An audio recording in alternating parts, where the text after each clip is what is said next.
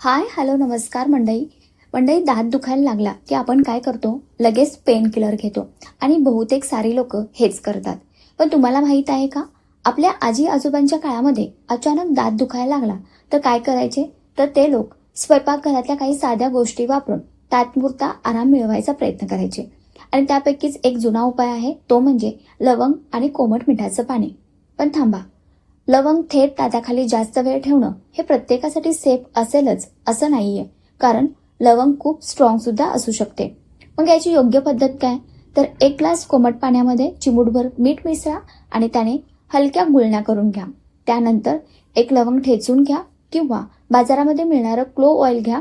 त्याचा कापसावरती एक थेंब घ्या आणि ज्या दाताजवळ तुम्हाला दुखते त्या भागावरती 10 ते 15 सेकंद हलकं लावा.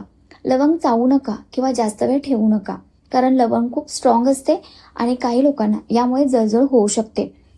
हा उपाय केल्यानंतर काही लोकांना यामुळे टेम्पररी सुदिंग फील होऊ शकतं, कारण लवंगेमध्ये युजुनॉल नावाचं एक नैसर्गिक कंपाऊंड असतं, त्याचा वापर पारंपरिक रेमेडीजमध्ये केला जायचा.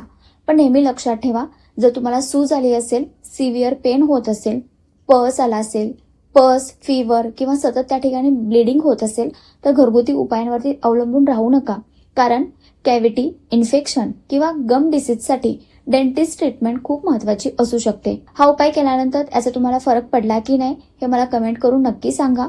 अशाच प्रॅक्टिकल आणि ट्रेडिशनल हेल्थ टिप्ससाठी चॅनलला सबस्क्राईब करायला विसरू नका.